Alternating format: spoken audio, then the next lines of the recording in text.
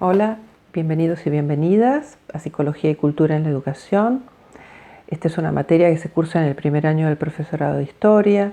Es una materia introductoria y en este contexto de distanciamiento social y, virtualidad en nuestras clases, estoy proponiendo pequeños encuentros por video para poder acercar o poder expresar en forma coloquial, ¿no?, aquellos contenidos que se están trabajando o en los foros o con la bibliografía. Uno de los primeros temas que nosotros abordamos en nuestra materia fue, la psicología es una ciencia, muy bien, y toda ciencia tiene un objeto de estudio. ¿Cuál será el objeto de estudio de la psicología? Y en este punto planteamos que el objeto de estudio de la psicología es plural. ¿Esto qué significa? Que es un objeto de estudio que se construye en cada campo de investigación y de práctica. Por lo tanto, el objeto de estudio para la psicología educacional, que es el aprendizaje pedagógico, no es coincidente con el objeto de estudio de la psicología institucional, que es el análisis de la dinámica institucional. Entonces tenemos ahí dos objetos de estudio completamente distintos. Y esos objetos no son compartidos, sino que se configuran específicamente en investigaciones y en trabajos y en prácticas en cada uno de estos campos. Hicimos una larga lista de campos de la psicología, que no la vamos a repetir porque ya está incluida en los foros, pero vemos la diversidad de posibilidades de trabajo e investigación en este campo disciplinar. Cuando planteamos la diferencia entre la ciencia o nuestro campo de investigación o nuestro campo de práctica y una determinada teoría, lo planteamos pensando en ciertas equivalencias que se producen en el imaginario colectivo de pensar, por ejemplo, que el psicoanálisis es la psicología. Entonces vamos a aclarar que el psicoanálisis es una teoría, que es una teoría con grandes desarrollos, con importantes pensadores, con una casuística muy desarrollada, con enorme producción teórica y que en general encuentra su espacio de trabajo y de investigación en el campo de la salud mental. Y cuando decimos en el campo de la salud mental, estamos diciendo en el campo de la clínica. Entonces, el psicoanálisis es una teoría que muchas veces es, a la que recurren los psicólogos clínicos, que sería su teoría de trabajo, como su trabajo base. Sin embargo, el psicoanálisis tiene desarrollos en distintos campos. Freud tiene escritos sociales, y en sí es una teoría con desarrollos muy importantes, por lo cual puede realizar y realiza aportes a otros campos disciplinarios y a otros campos de la psicología. Por ejemplo, la psicología institucional recibe aportes del psicoanálisis para pensar ciertas problemáticas institucionales ligadas a duelos, fantasmáticas, aspectos inconscientes, ¿no? Pero ya sabemos, la psicología institucional es un campo y el psicoanálisis es una teoría que puede aportar conocimiento. Y el objeto de la psicología institucional es el análisis de la dinámica institucional. Nosotros presentamos en segundo lugar, un texto de Flavia Terilli, que es una especialista en educación, es una doctora en educación y tiene una larga trayectoria en trabajar y pensar no solamente cuestiones vinculadas a la enseñanza, sino vinculadas a lo curricular, vinculadas a los procesos de aprendizaje, etc.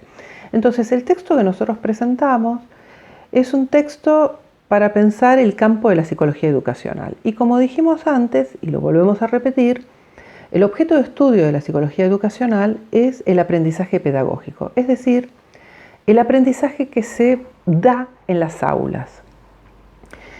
Y la pregunta que nos haríamos es, ¿por qué futuras y futuros docentes tenemos que conocer acerca de los aprendizajes en las aulas o los procesos de aprendizaje o las demandas cognitivas, porque la carrera de profesores y profesoras de historia está vinculada a no solamente el conocimiento, y esto es relevante, el conocimiento del contenido de su disciplina, que es la historia, sino también conocer cómo son los procesos de aprendizaje de aquellos sujetos con los cuales ustedes van a trabajar y cuáles son las estrategias de enseñanza apropiadas para enseñar esos contenidos.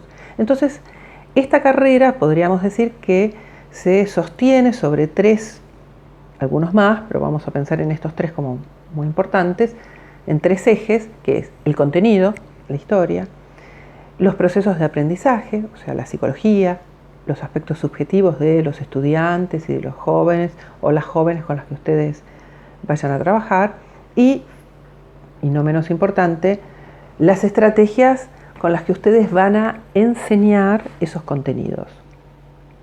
La autora plantea y analiza las características del dispositivo escolar y toma una noción que es determinantes duros, que la propone Trillas, y este autor dice que hay como ciertas determinaciones que se presentan siempre en todo dispositivo escolar, que son que la escuela constituye y configura una realidad colectiva. Fíjense cuán colectiva es esa realidad que cuando hablamos de vacaciones de invierno, los trabajadores que quizás en esos días no tenemos ninguna vacación ni ninguna licencia, digamos, de ese orden, hablamos de las vacaciones de invierno. ¿Por qué? Porque coincide con la fecha de receso escolar.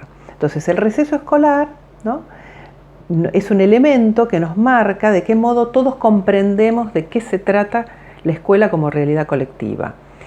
Por otro lado, la escuela delimita tiempos y espacios. Cuando decimos delimita tiempos, es esto que decimos: verano, invierno, época escolar, receso escolar, pero también horarios de colegio, ¿no?, turno mañana, turno tarde, ¿no? Y hablando de esto, podemos pensar que la escuela siempre funciona en simultáneo, ¿no?, todos juntos en el mismo lugar y en el mismo tiempo, con lo cual, en este contexto de virtualización de todos los niveles educativos, se produce como un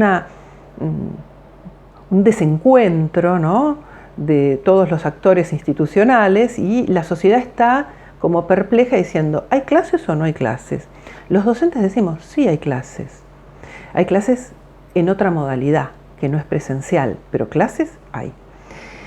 Y el otro aspecto que plantea la escuela como otro de los, podríamos decir, determinantes duros, son que la escuela delimita, jerarquiza contenidos. Entonces, hay ciertos contenidos de enseñanza que la sociedad considera que son relevantes para ser enseñados a determinados niños y jóvenes de determinadas edades. Esto, ¿no?, es algo que es un recorte que podría haber sido distinto en otro tiempo y en otro lugar.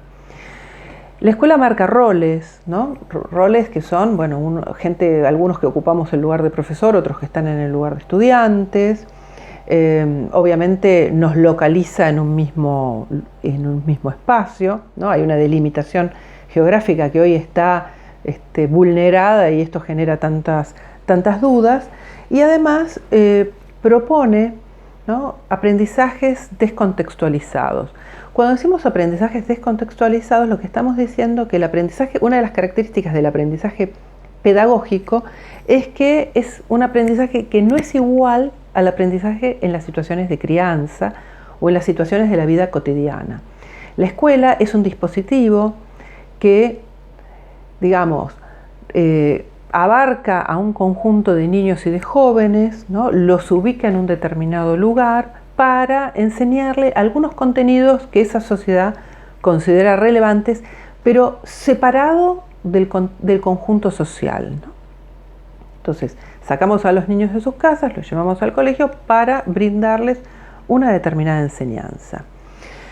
En el final del texto, bueno, habla también de las demandas cognitivas de la escuela, ¿no?, que vamos a dar un ejemplo, ¿no? Cuando uno en una reunión social, en la familia, con amigos, en el club, dialoga con un grupo de gente, el modo de dialogar es un modo espontáneo, ¿no? Y que atiende a los turnos que van surgiendo en el momento y donde uno puede cruzar la conversación con el que está en la otra punta de la mesa, ¿no?